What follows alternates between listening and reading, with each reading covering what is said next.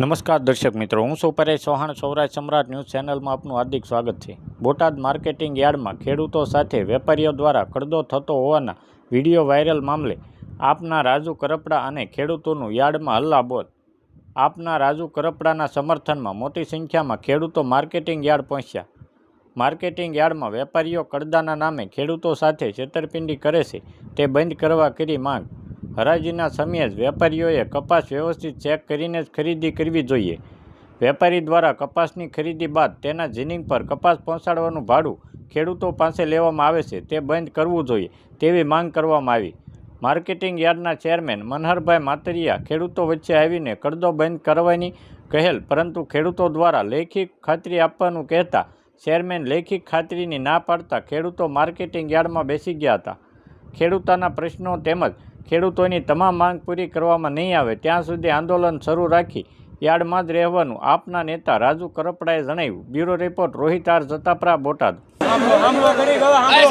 આજે બોટાદ કડદા માર્કેટિંગ યાર્ડની અંદર જે છેલ્લા 12 વર્ષથી ખેડૂતોને લૂંટવામાં આવી રહ્યા છે, જેની વિરુદ્ધમાં આજે હજારોની સંખ્યામાં ખેડૂતો આક્રોશ સાથે બે મહત્ત્વના મુદ્દાને લઈને રજૂઆત કરવા માટે આવ્યા છે. એમાંની જે પહેલી માંગણી છે કે હરાજી સમયે વેપારીએ જે રીતે કપાસને ચેક કરવો હોય એ કરી લે, પરંતુ હરાજીમાં ભાવ નક્કી થઈ ગયા પછી કોઈ પણ ખેડૂતનો ભાવ ઓછો કરવામાં ન આવવો જોઈએ અને ખેડૂતને એવું પણ કહેવામાં ન આવવું જોઈએ કે અહીંયાથી કપાસ પરત લઈ જાઓ. એક વખત હરાજી થઈ ગઈ, જે ભાવથી થઈ ગઈ એ જ ભાવથી કમ્પલસરી વેપારીએ કપાસ લેવો પડશે. બીજી જે માંગણી છે અમારી કે બોટાદ માર્કેટિંગ યાર્ડની અંદર ખેડૂતની હરાજી થઈ ગયા પછી ખેડૂતને કહેવામાં આવે વેપારી દ્વારા કે અમારું જીન અહીંથી 10 કિલોમીટર દૂર છે, ત્યાં તમે કપાસ નાખી આવો. ખેડૂત આજ પછી માર્કેટિંગ યાર્ડના દરવાજા બહાર કપાસ નાખવા નહીં જાય. આ બંને માંગણીઓ સાથે અમે રજૂઆત કરવા આવ્યા હતા.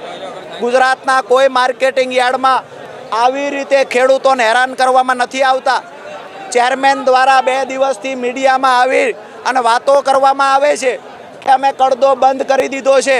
અત્યારે અમે કહ્યું કે વેપારી ખેડૂતનો કપાસ હરાજી પછી ફરજિયાત લઈ લે છે, કપાસ પાછો નહીં મોકલે. આ લેખિતમાં બાહેધરી આપો. ચેરમેન લેખિતમાં બાહેધરી આપવાથી ભાગી ગયા છે. મતલબ મીડિયા સામે આવી બોટાદ માર્કેટિંગ યાર્ડ ચેરમેને કરેલી વાતના દાવા પોકળ સાબિત થાય છે.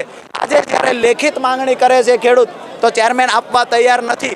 ભૂતકાળમાં પણ આવી મૌખિક વાતો ચેરમેનોએ કરી છે અને ખેડૂતોનું શોષણ યથાવત રહ્યું છે. આ બે માંગણીઓ જ્યાં સુધી સંતોષવામાં નહીં આવે ત્યાં સુધી બોટાદ માર્કેટિંગ યાર્ડમાં ફરી વખત હરાજી નહીં થાય એવો ખેડૂતોએ નિર્ણય લીધો છે.